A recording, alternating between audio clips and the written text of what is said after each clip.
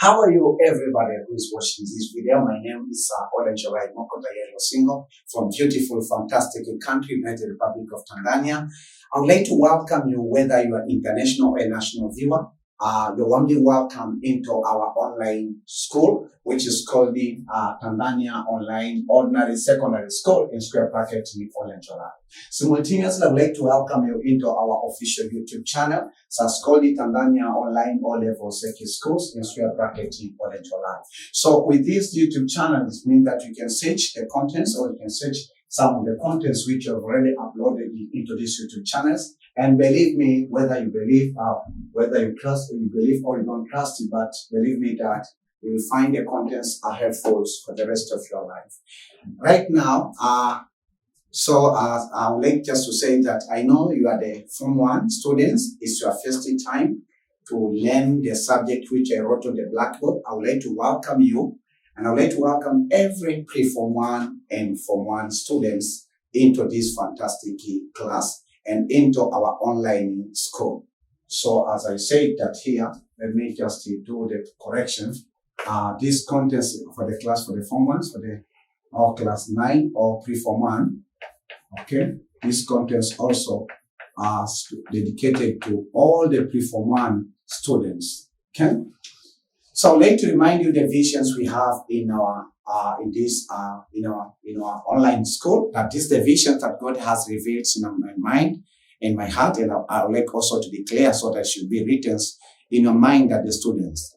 Okay, so I would like to prepare and incubate and train some of the students who will be ready to take the classroom instruction in science and basic mathematics, combining with the knowledge of Word of God in order to solve real-life problems. So the main objective of this online school, which is called Tanzania Online Ordinary Secondary School, is to train students and make sure that these students are, when they are in ordinary level or after they graduate ordinary level, they are able to solve basic problems. Okay, that's the main objective. We have some specific objective. One specific objective, first of all, we like to have all the students of Form 1 to understand what does the syllabus of chemistry for ordinary secondary education Form 1, Form 4, and especially for the part of the Form 1, recommend them to learn during the Form 1 education, so during the Form 1 time. That's our specific objective. Our second specific objective, we like also to help our students in order to master the contents of the chemistry for the Form 1 during the school times and even during the vacations at any time, so that they can pass the midterm test, the terminal exams, and annual exams. I know that some of the information are new for you, but as we continue, you'll capture everything that I will be presenting to you. Our second specific objective, to have all our Form 1 students to pass the next exam for the Form 2. So we like to help them. And also at the same time, we'll be helping these students to combine and to know what does the Word of God guide them to do during the times of the Form 1, from the January to December. That's the durations for the Form 1. But for those who will be beginning the pre-Form 1, means from October of the graduation year from September of graduation year to the December of the next year, of the later of the next year.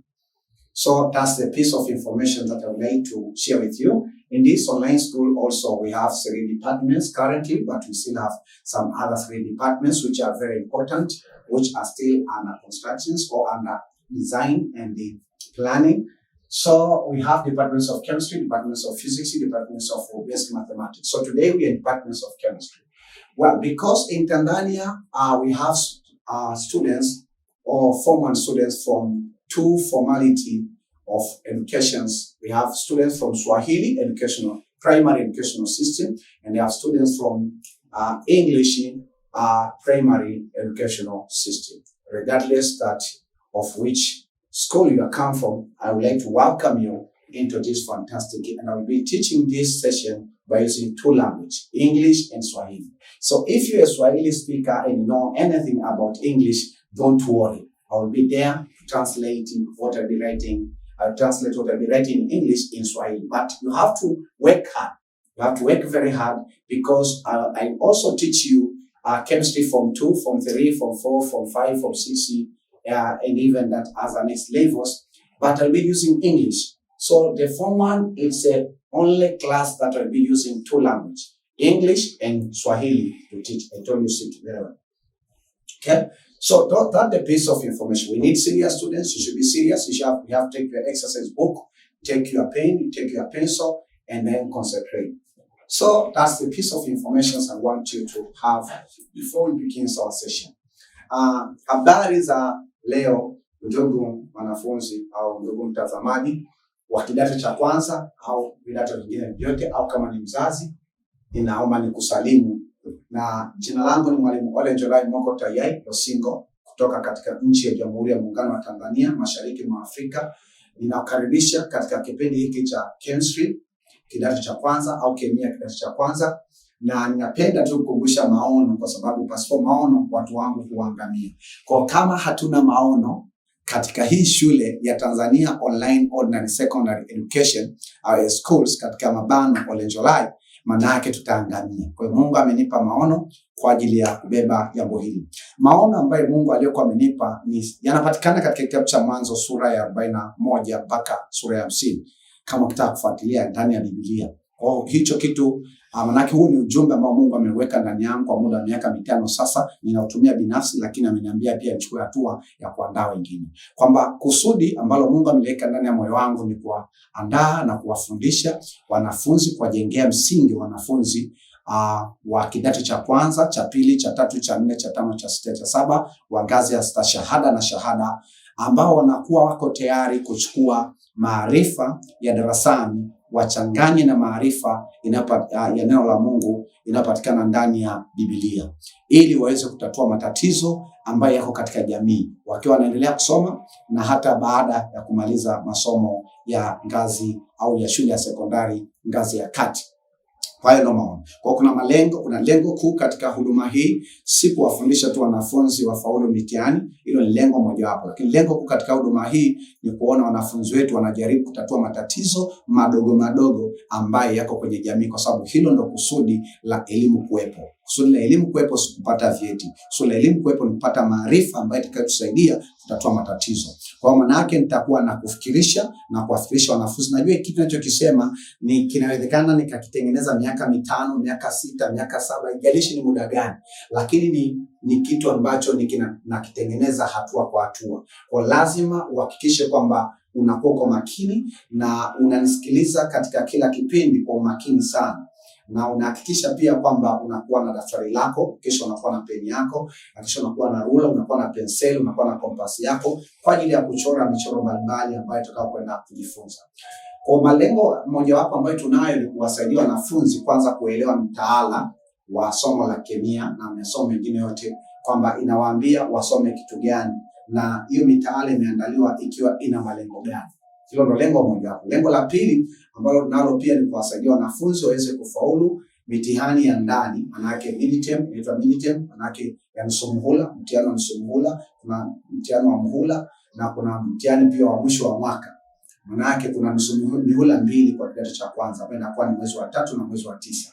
Lakini kuna mtihani pia ambao unaitwa wa muhula ambao ni wa mwezi wa 6 na kuna wa mwezi wa 5 kwenda wa 6. Na pia kuna mtihani wa mwisho wa mwaka ambao unakuwa mwezi wa 12 wa kwenda kidato cha pili. Kwa nataka tuwasaidie wanafunzi wetu waweze kufanya vizuri katika masomo hayo wakiwa wanaendelea kujifunza somo la kemia na masomo mengine ya sayansi pamoja na hisabati. Hilo ndio jambo la msingi au hilo lengo moja hapo. Lakini lengo la pili, kuwasaidia wanafunzi wa kidato cha kwanza na cha pili kufaulu kwa mafanikio bila ya kuangalizia, bila ya kukariri mtihani wa kidato cha pili wa taifa la Jamhuri ya Muungano wa Tanzania. Kwa sababu ya kwamba ninatumia Kiswahili au nitatumia Kiswahili katika vipindi vyote vya chemistry kidato cha kwanza kwa ajili ya kuwasaidia wale wanafunzi ambao wametoka katika mfumo wa elimu wa Kiswahili. Hata mimi mwenyewe nilisoma mfumo wa elimu wa Kiswahili kabla sijaanza kujifunza Kiingereza. Kwa naelewa sana ndugu zangu ambao wametoka mfumo wa elimu wa Kiswahili. Kwa mfano mimi nilisoma shule moja inaitwa Magimbi, shule msingi Magimbi miaka mingi iliyopita huko. Kwa hiyo naelewa mazingira ambayo wenzangu wanayo. Kwa ndio maana sitotumia Kiingereza. Ila tutakapofika kidato cha pili natumia Kiingereza katika kila kipindi. Kwenye shule hii ya Tanzania Online ya mtandaoni, yani shule ya sekondari ngazi ya kati ya mtandaoni, tuna idara tatu. Kuna idara ya kemia, kuna idara ya fizikia, kuna idara ya hisabati. Idara ya kemia inafundisha masomo manne. Masomo manne kama nitakavyokuwa na kueleza kwa sasa katika ngazi hii ya ngazi ya sekondari ya katikati. Kwa somo la leo ni somo la chemistry, na hii ni kwa ajili ya kidato cha kwanza au darasa la 9 au preform 1, maana wanaotarajia kuingia kidato cha kwanza. Sasa kabla ya so let us go. So I'll be using English and Swahili. Kwa nitatumia Kiingereza na Kiswahili kwa mchanganyiko. Sio Kiswahili, maana nitatumia kwa mchanganyiko ili kuhakikisha unaelewa. So here I would like just to do the quick review. Kufanya quick review maana ni marudio, sababu hili neno nitakuwa nalitumia kila siku. Okay, quick review of what? Of session. So in this channel we have a video that we call this session 00, which is titled as General Introduction of Chemistry Form 2. Okay, like a General Introduction Chemistry Form 2. Kwa hiyo ndo manake ndo video ambayo itakueleza maono kiundani na tatizo gani nalokuwa nalo. This video will explain to you about first of all vision of Tanzania Online Ordinary Secondary School. Okay, secondary schools in square bracket Olenjolai. Also, this one is explains about problem that I'm solving and how am I going to solve these problems and solutions. Okay, problems and solution of also that is solved by that I'm solving. But also this video will explain to you about big picture of chemistry. Okay, big picture maana yake picha kubwa ya somo la kemia katika akili yako lazima iwepe hiyo. Lakini pia but also I've explained to you about reference books. Reference books, vitabu vya rejea. Okay, nitakuwa naanza kutamka maneno na yafuatilizia tamka kama mimi ninavyotamka. Kwa nikisema say reference, wewe unatakiwa kusema reference. Usiseme say reference. Na unasema mara kwa mara mpaka unahakikisha hayo maneno yamekaa. Reference books and materials, maana yake kwamba reference books and material ni vitabu vya rejea. Vitabu utakavyotumia kujifunza kemia ya kidato cha kwanza. Vitabu vya rejea au vitabu unavyoweza kuvitumia. But also I've explained topics au chapters, maana yake ni sura. Okay, topics of chemistry form 1, which I will repeat it in this session. So we are in chapter 1. Tuko katika chapter, maana yake ni sura ya kwanza, chapter au sura ya kwanza. And this chapter 1 is called the introduction. Kwa hiyo sura ya kwanza inaitwa introduction.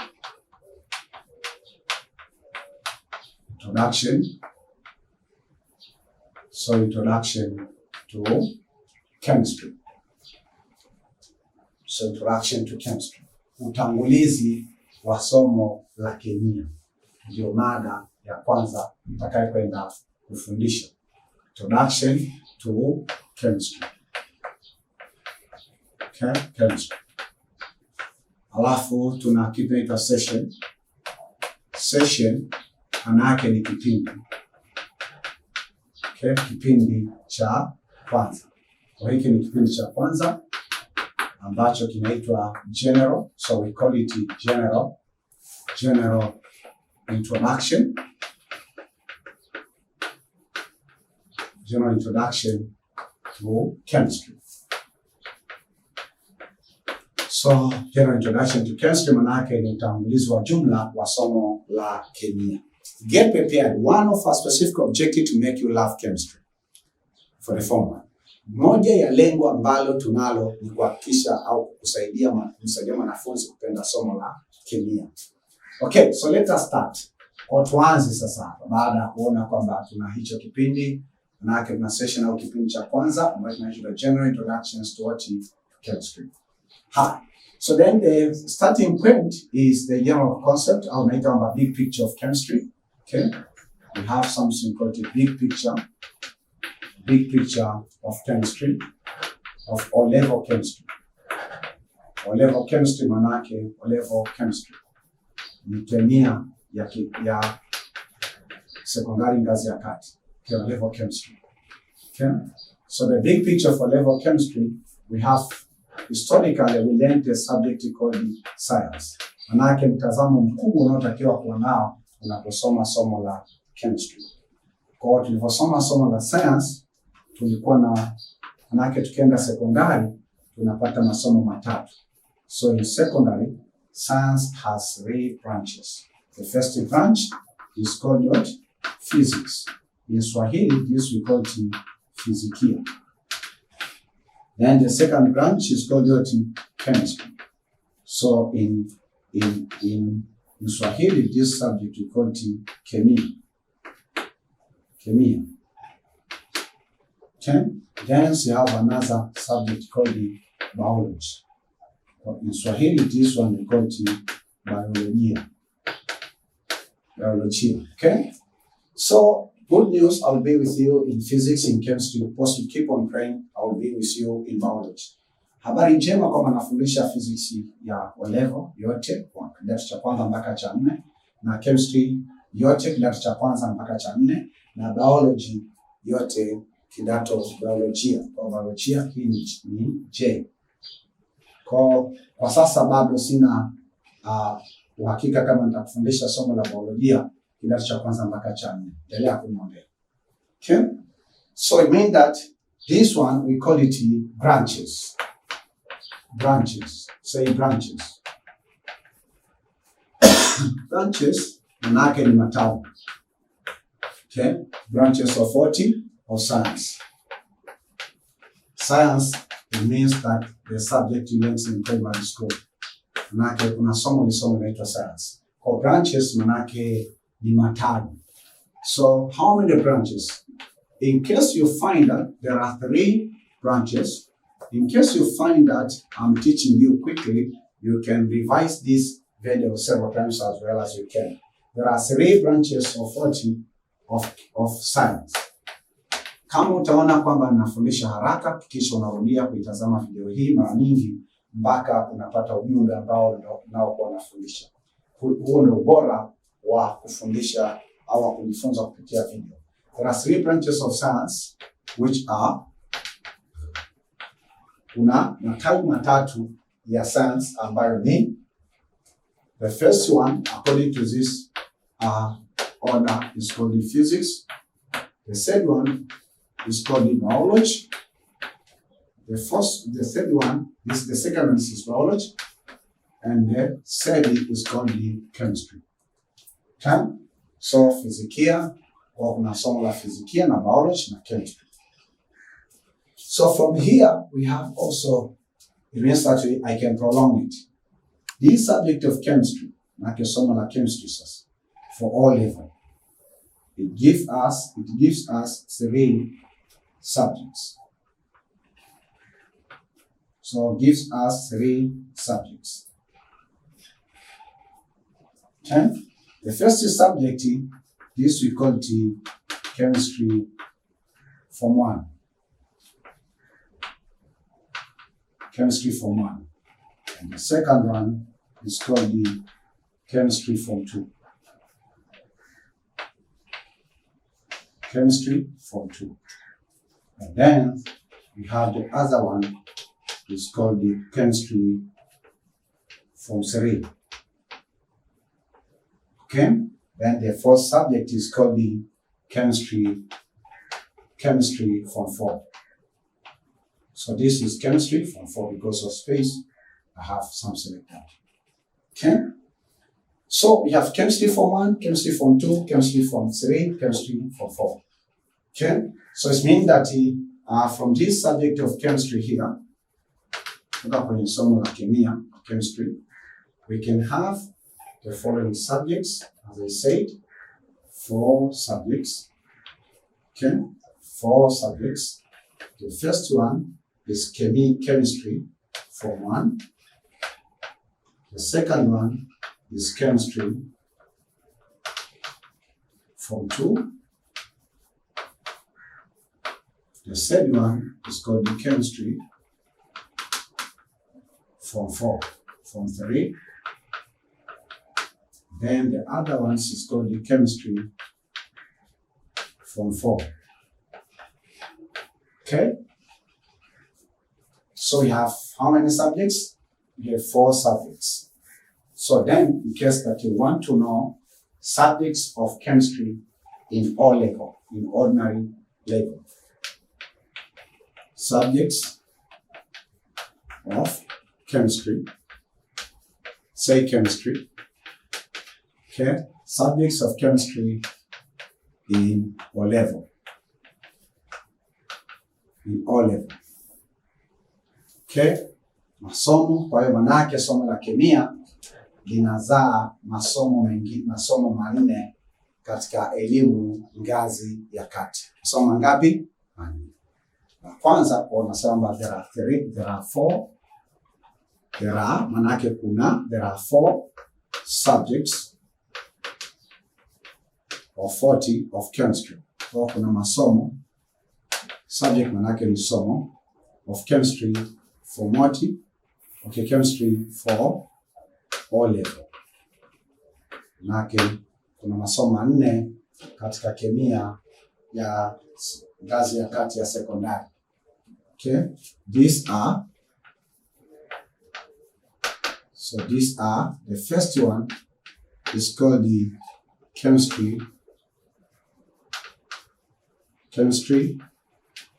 Form 1. The second one is called the chemistry Form 2. Chemistry Form 2. The other one, the last one, is called the biology Form 4. Excuse me, chemistry Form 3. Sorry. The second one is called the chemistry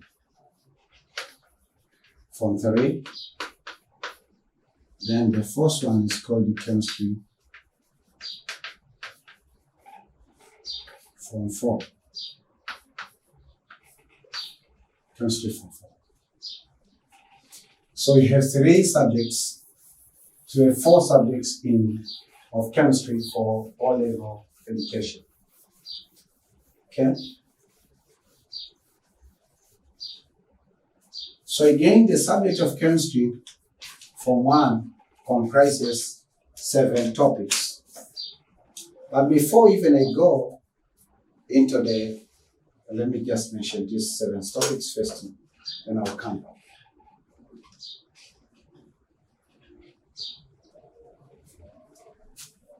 So now we have a title that's called chapters.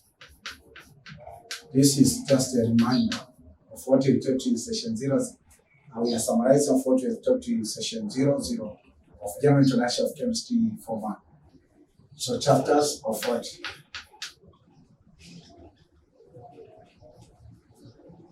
Chapters of chemistry.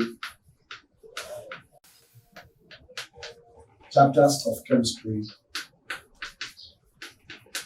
Form 1. Chapters which we have to learn them in the subject of the chemistry Form 1. If you have any question, don't hesitate asking in the commenting section.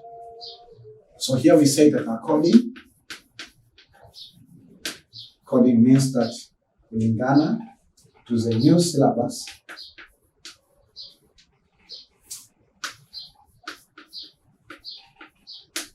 according to the new syllabus, kulingana taala mpya of what? Of chemistry. Of chemistry.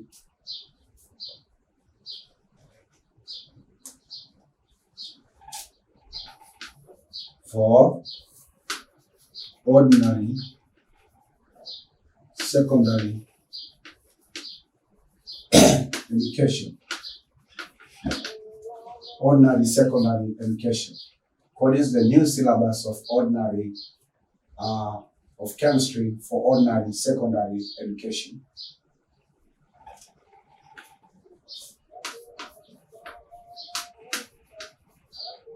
There are 8 chapters. There are 8 chapters of chemistry Form 1.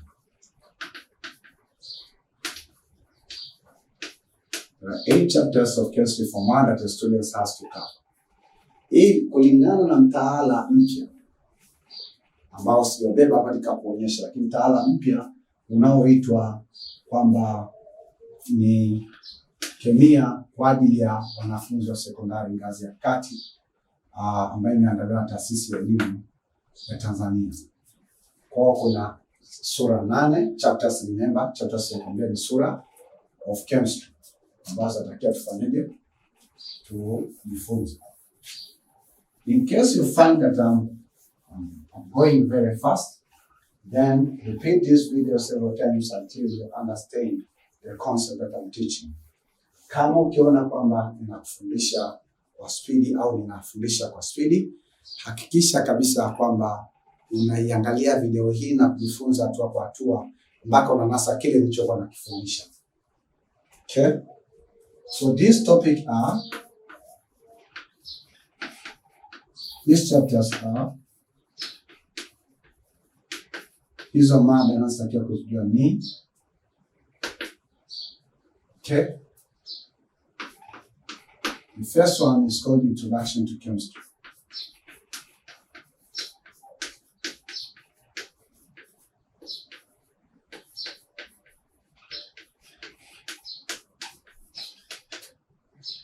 Introduction to Chemistry. That's the first topic that you have in chemistry. The second topic, mada ya kwanza, sura ya kwanza ambayo nitakayo kufundisha kulingana na mtaala mpya. Manake inaitwa utangulizi wa chemistry. Ndio maana introduction, sema introduction, sema introduction, sema introduction, sema introduction. So these are 8 topics that we have to cover in chemistry for 1, and you have to love chemistry. And believe me, at the end of these 8 topics, you will have already loved the chemistry for the rest of your life, right? Tell me in the comment section that you enjoyed this content. From which school, from which region, from which city, from which continent, from which country. Hizi ndo mada 8 ambazo tutakazojifunza katika somo la kemia kidato cha kwanza. Na nataka tu nikuhakikishie kama utakuwa makini na utaendelea kusoma hivi vitu na kufuatilia kuanzia kipindi cha kwanza cha mada ya kwanza mpaka kipindi cha mwisho cha mada ya mwisho, utakuwa umeshapenda somo la kemia kwa ajili ya maisha yako yote, na somo la kemia halitokuwa tena somo gumu, na utalipenda na utakuwa na faulu na utakuwa unakumbuka vitu vya kemia, kwa sababu somo la kemia si somo gumu. Kumbuka tu pia somo la kemia ni somo lenye nadharia pamoja na majaribio. Ndio maana hapa kwenye mada ya 3 tutajifunza vifaa vya maabara, because the laboratory apparatus and its uses.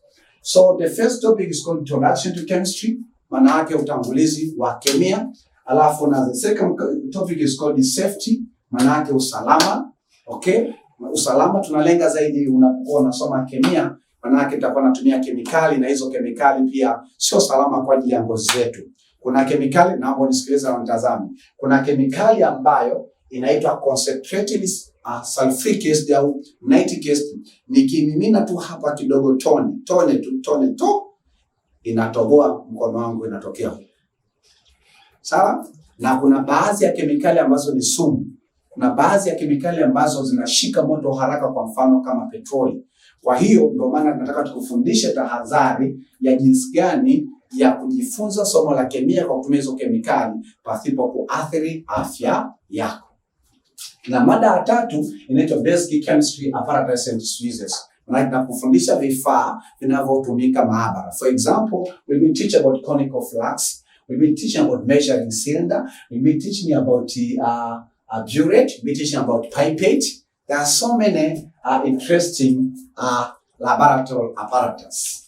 And then we say that we have sources. The first topic is called sources and flames. Sources and flames. Here we are going to teach you simple source of flame, which is called the Bunsen burner. Hapa kwenye mada hii tutakufundisha vifaa au kifaa kimoja hapo kinachotumika kwenye maabara ya kemia kuchemsha, kwa sababu kuna baadhi ya manake baadhi ya reactions, sijajua kwamba kwa Kiswahili ni kitu gani nacho reactions, na kuna baadhi ya kuna baadhi ya mchanganyiko wa vitu wa compounds za kikemia ambayo inahitaji kwanza uchemshe. Sasa hatutokuwa na jiko la mkaa, hatutokuwa na jiko la kuni pale kwamba tunaanza kupuliza, hapana. Tutakuwa na kitu kinaitwa nini? Bunsen burner. Na utafurahia. Hicho ndo ninachokuwa nakuahidi. Alafu mada ya 7 inaitwa the scientific procedures. Maana yake nini? Kwamba tunapotaka kutatua tatizo kisayansi, hatutatui, kuna hatua za kufuata. The scientific procedures unaweza kaandika katika mabano, hatua za kisayansi. Scientific inatokana na science. Procedures maana yake ni hatua. Alafu mada ya 6 inaitwa nature of matter. Nature of matter maana yake ni kitu gani? Nature of matter maana yake kwamba ni asili ya mada.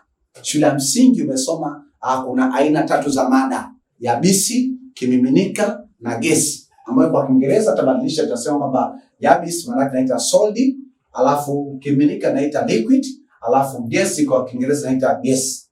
Sawa, gesi ya Kiswahili inaitwa gas, lakini natuweka hai kule mwishoni. Mada ya 7 ni nzuri sana. Ni mada nzuri sana kwa sababu utajifunza mada ya 7 sasa hivi kidato cha kwanza, cha pili, cha tatu, cha 4, cha 5, cha 6. Hakuna kidato cha 7. Na mtu anasema na cha 7. Wewe angalia mtoto. Okay? Kinaitwa nini? Elements, mixtures and compounds. Manake elements, sasa elements kwa Kiswahili chake inaitwa elements.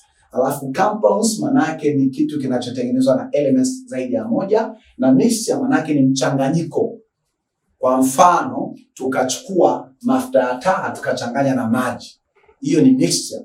Kwa mfano, tukachukua maziwa tukaweka maji, ambayo sisi wafugaji naita garepusi. Garepusi manake ni maziwa ndio yamewekwa maji. Kwa ile naita ni mixture. Lakini pia kuna kinaitwa compounds. Kwa tutaona tofauti ya mixture na compounds. Ni swali ambalo katika kila mtihani utakuwa unaulizwa. Alafu pia mada ya 8 inaitwa air and combustion. Sema air and combustion. Air maana yake ni hewa. Kwa hii kwenye mabano air maana yake ni hewa. Combustion maana yake ni muunguzo. Yaani kuunguza au kuchoma. Combustion sema kuchoma. Lakini sio kuchoma kwenye uwepo wa oxygen. So those are the 8 topics and I will be together with you. Nitakuwa na wewe kwenye kila mada hapo mpaka atakapofika mwisho. Utauliza maswali kupitia kwenye comment sections hapa, ambayo ya kwenye simu yako au ya kwenye video hii unayokuwa unaitazama. Kwa mimi nasubiria maswali mengi kutoka kwako, kwa sababu napenda maswali ambayo wanafunzi wangu wananiuliza. Uko tayari niweze kuendelea? Okay, vizuri. Kama kuna swali lolote, uliza katika comment section. Okay? Napenda maswali sana. So those are the 8 topics of 40 of chemistry for 1. Then let us go to the we have to go to the next part. Next part we call it now subtopics. Okay? The next thing, I have to teach about subtopics. Say subtopics. Subtopics of 40. Subtopics of introduction. Mada ya kwanza hiyo. Inaitwa introduction to chemistry. Maana yake utangulizi wa chemistry. Introduction to chemistry. Okay, introduction to chemistry. Introduction to chemistry. Okay. Subtopics. Okay, of introduction to chemistry. Maana yake subtopics vijimada, maana yake mada ndogo. Yani mada ndogo, mada za utangulizi. Introduction maana yake ni utangulizi wa kemia. Kwa nawasaidia ndugu zangu ambao tumetoka mfumo wa Kiswahili, shule za msingi za Kiswahili. Akiwepo Yobangu ambaye anaitwa Jasiri Kiletu, ambaye atawasalimia kadri tunavyoendelea. Okay, so subtopics of introductions to chemistry. So we said that according to the new syllabus, new syllabus. Syllabus maana yake ni mtaala. Labda umesikia hili neno mara kwa mara na nitarudia sana. Mtaala. Okay? For the new syllabus of chemistry. New syllabus of chemistry for O level, right? For O level manake ni ordinary level. O level from 1 to 4. We say that there are two manake ziko subtopic tatu. Subtopic mbili. There are 2 subtopics of 40 introduction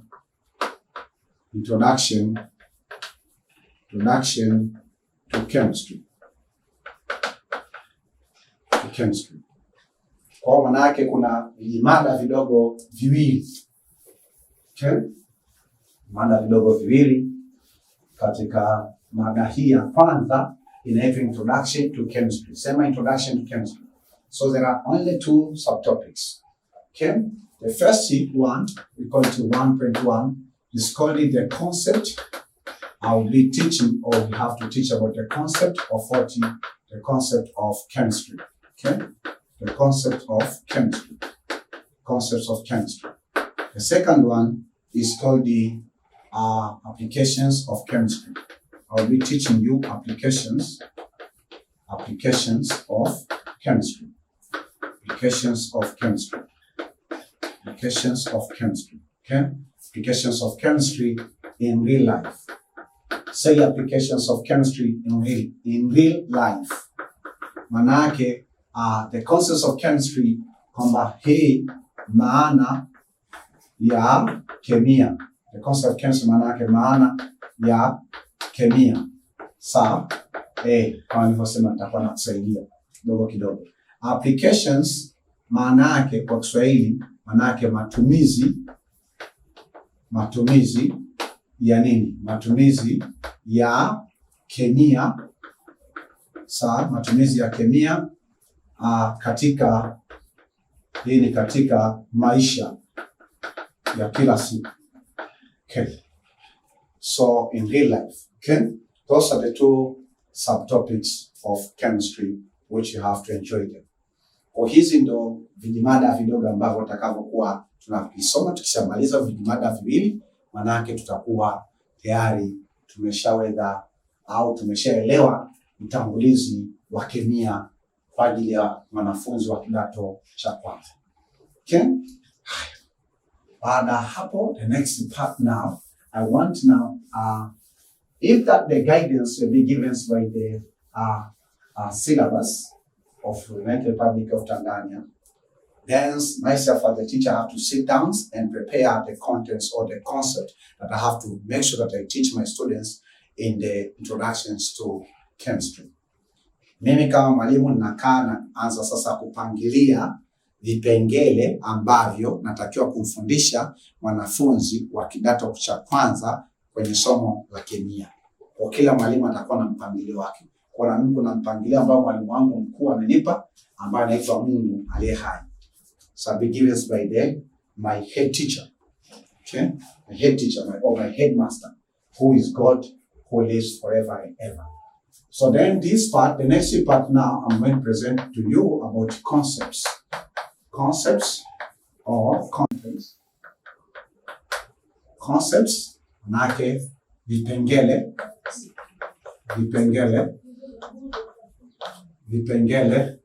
Okay, concepts or contents of introduction. Vya mada ya utangulizi. Introduction manake utangulizi. Introduction to what? To chemistry. Okay, to chemistry. You should also have a dictionary beside you. Lazima ina kitabu cha dictionary ya Kiswahili, Kiingereza na Kiswahili kidogo ili kuweza kupata tafsiri ya baadhi ya maneno ambayo labda sitata. Nitajitahidi kadri ambavyo Mungu atanisaidia. Si jambo dogo fundisha kwa lugha mbili. Jaribu one. Okay, so he said that the following are the concepts that we have to cover. Zifuatazo, the following manake zifuatazo kwa sababu nitatumia sana ili neno. Zifuatazo, the followings are the concepts, ni vipengele, concepts concepts that we have to cover. We have to cover in this. So we have to cover, okay, in chemistry, in this chapter. Kwenye mada hii. This manake hii. In this chapter. In this chapter, kumbuka chapter nimekwambia ni sura au mada. Okay? So nizifuatazo. So the first concept that I'm going to teach you, ya kwanza kabisa, I'm going to teach you general introduction to chemistry, which I'm teaching you, manake utangulizi wa jumla wa somo la kemia, general introduction to chemistry, utangulizi wa somo la kemia. The second concept that I'm going to teach you, I will teach you about what is science, the concepts of science. What is science? Nakamba, what is science? Nini maana science? What is science? And then so I will teach you the next concepts, means what is science, and what the little short history of chemistry. Okay, so then I will teach you about concept of chemistry. Kufundisha nini maana ya kemia. Okay, what is chemistry? And then I will teach you about the first concept, which I will teach you brief history. Brief manake kwa ufupi. Brief history. Brief history, right? Brief history. Brief history of what? Brief history of chemistry. Historia fupi ya kemia. Brief history of chemistry. Brief history manake historia fupi ya kemia. Or brief manake ni fupi. Brief history of chemistry. Then the first concept I will teach about the relationship between chemistry. I will kufundisha relationship. Say relationship. Relationship manake ni mahusiano. Mahusiano. Relationship manake mahusiano. Relationship between chemistry and other science subject. Mahusiano.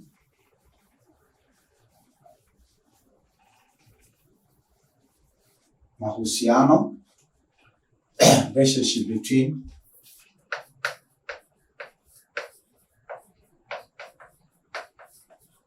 chemistry and the other subjects. Relationship between other subjects. Mahusiano kati ya somo la kemia. Between manake ni kati. Or between manake ni kati. Okay? Kati ya somo la kemia na masomo mengine. Chemistry has a relationship with physics. Kuna uhusiano kati ya somo la kemia na physics. Kuna uhusiano kati ya somo la kemia na biology. There's a relationship between chemistry and physics. There's a relationship between chemistry and biology. There's a relationship between chemistry and basic mathematics or mathematics. Manake kuna uhusiano kati ya kemia na hesabu. Okay? And there's a relationship between also chemistry and the geography. Okay? So then the sixth concept that I'm going to teach you, manake kipengele cha sita, utakachofundisha, I will teach you about importance. Why do we study chemistry? So nitajibu hilo swali. Importance manake umuhimu. Okay? Umuhimu. Importance of of studying chemistry. Importance of studying chemistry. Say, importance of studying chemistry. Manake umuhimu wa kusoma chemistry. Studying manake kusoma. Study manake kusoma. Okay? Then the seventh concept that I'm going to teach you is called the real life applications of chemistry. Where do we apply real life applications? Tunatumia chemistry wapi? Real life applications of what? Of chemistry. Okay? Of chemistry. Okay? Real life applications of real life. Nimesahau hapa. Kuna life. Real life, kumbuka. Real life. Say real life. Say real life. Real life means the actual life. Real life in Swahili means maisha halisi. Matumizi, applications means matumizi. Nimeshakwambia maana applications. Applications maana yake ni matumizi. Nimeshakutafsiria. Applications, real life applications of chemistry. Matumizi ya somo la kemia katika maisha halisi. And then the last concept that I'm going to teach you, I will be solving questions. Okay? I'll be solving questions. Nitafanya maswali kutoka vitabu mbalimbali. Questions, okay? Na baadhi ya mtihani iliyopita. Solving questions, I'll be solving questions of what? Of introduction. Okay? Of introduction to chemistry. Of introduction to chemistry. Okay? Introduction to chemistry. So nitafanya maswali mbalimbali na ili uweze kuona maswali yanaulizwaje kwenye mtihani. Kwa hiyo kwa mtiririko huu katika mada ya kwanza tutakuwa pamoja, nitakuchukua ngazi baada ya ngazi. Inawezekana kabisa kwamba kama hivi leo nimemaliza general introductions to chemistry kipindi cha kwanza, huenda kipindi cha pili kikawa kwamba what is science na nini and what is and the concepts of chemistry. Kwa hiyo naweza nikachukua vipengele viwili nikatengeneza kipindi kimoja, au nikachukua kimoja kikatengeneza kipindi kimoja. Kwa tarajia vipindi karibia 6-7 kwenye mada hii ya introduction to chemistry, ambayo najenga msingi. Nyumba yote ni msingi. Kwa na mimi najenga msingi imara ili takapojenga sasa manake nyumba juu yake, takapojenga ukuta, takapoanza kupaua, manake nyumba sasa iko juu ya msingi ule imara. Na ninachotamani kwamba msingi huu ujengwe juu ya mwamba. Kwa sababu mafuriko yakija na manake chochote kitakapokuja hakiwezi kikaangusha nyumba ambayo msingi wake umewekwa juu ya mwamba. So I want this topic, the topic of introduction to chemistry. I will be teaching in the different style as I'm building a new foundations to the ordinary secondary students from either primary Swahili medium or primary English medium schools. Mean that they want to help students to understand. So when I'll be teaching about the second topic, which is called safety, then I'll be building the walls, or I'll be keep on building the foundations, because the first topic, second topic, and third topic will be building the general foundation of chemistry for the former. Because we'll be teaching the concept of chemistry, and then we'll be taking you and have imaginations that what you have to do when you are in chemistry laboratory. So I'll be building a strong foundation so that even storms and storms and floods that try to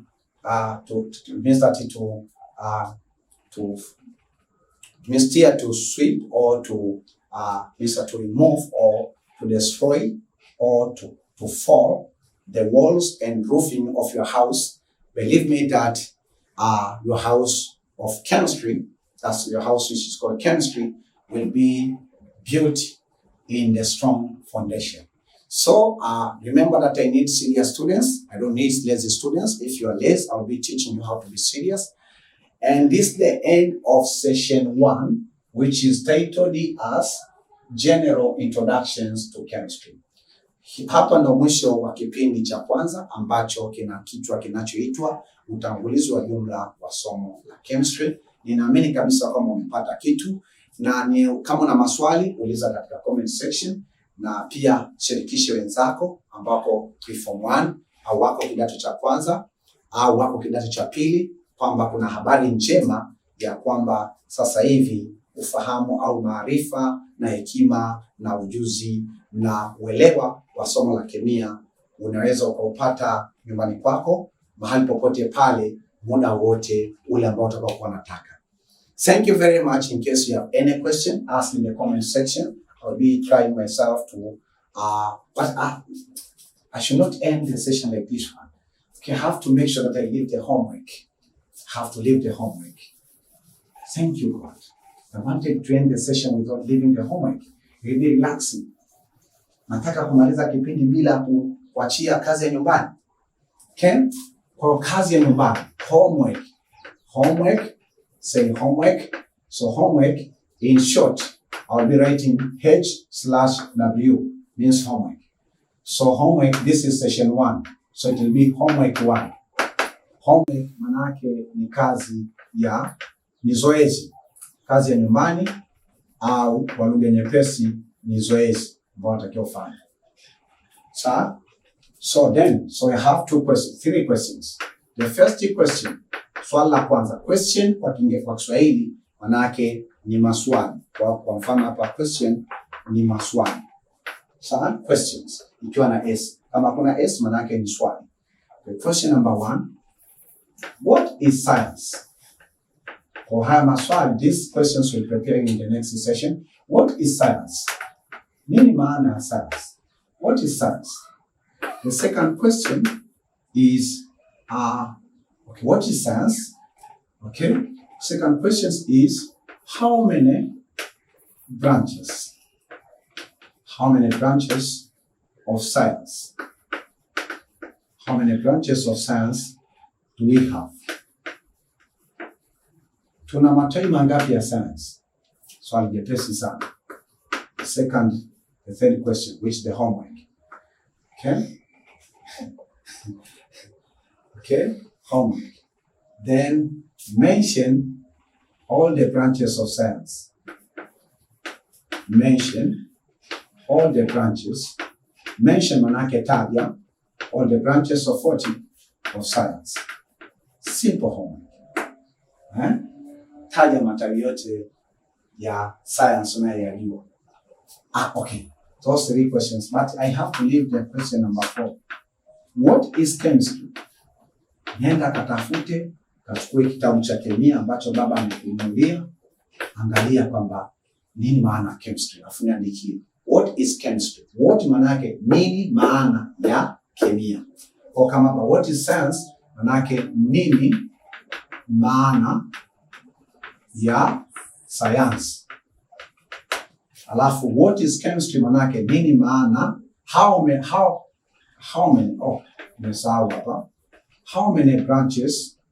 branches of science do we have? How many manake ziko ngapi? How manake ziko ngapi? Kwa manake ziko ngapi ni matawi. Branches nimeshakwambia ni matawi. How many branches? Kuna matawi mangapi ya science? Okay, alafu mention manake taja. Ukiona neno mention manake taja. Tunasoma kemia lakini na English course hapo. Taja. Taja matawi yote ya chemistry, ya science.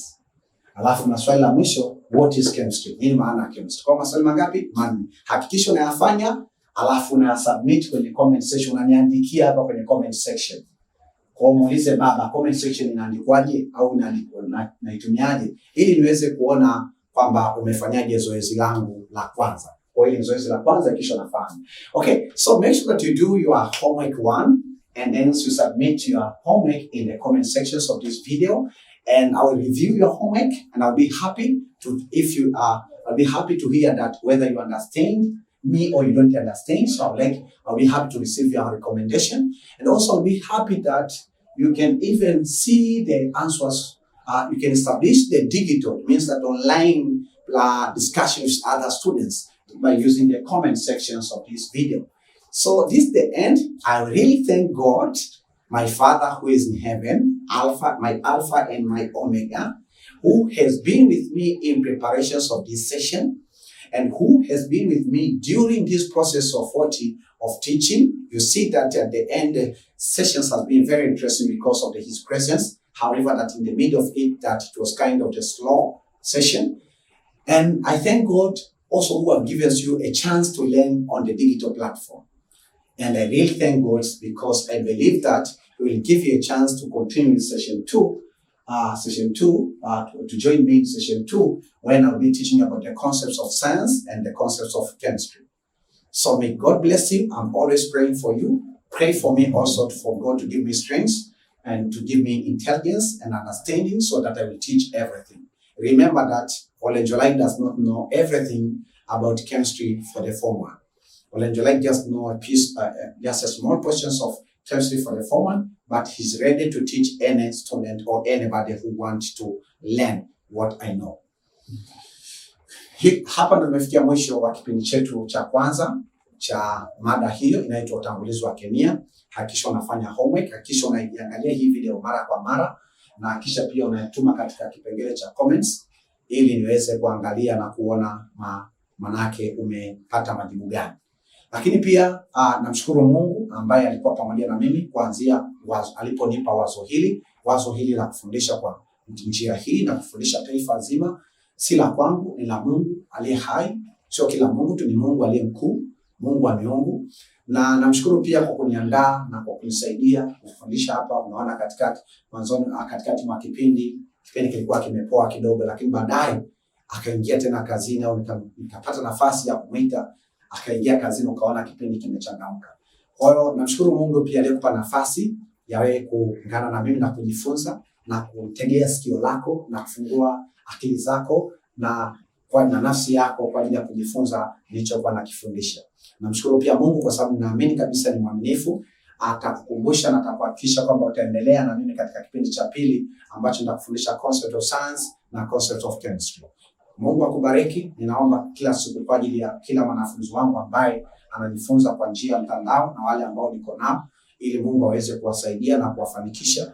Na yeye pia anachokuomba kwa ajili yangu, Mungu anitie nguvu niweze kufanya haya ndio kwa nimekuahidi, kwa sababu sikumwahidi mwanadamu, nimwahidi Mungu aliye hai. Kwa hiyo tukutane katika kipindi kinachokuja. Hakikisha kwamba tunaungana pamoja na unafuatilia kila kipengele. Mungu akutunze mpaka tutakapokutana tena. Bye bye. You're welcome in the session 2 of Introductions to Chemistry. Let us meet there.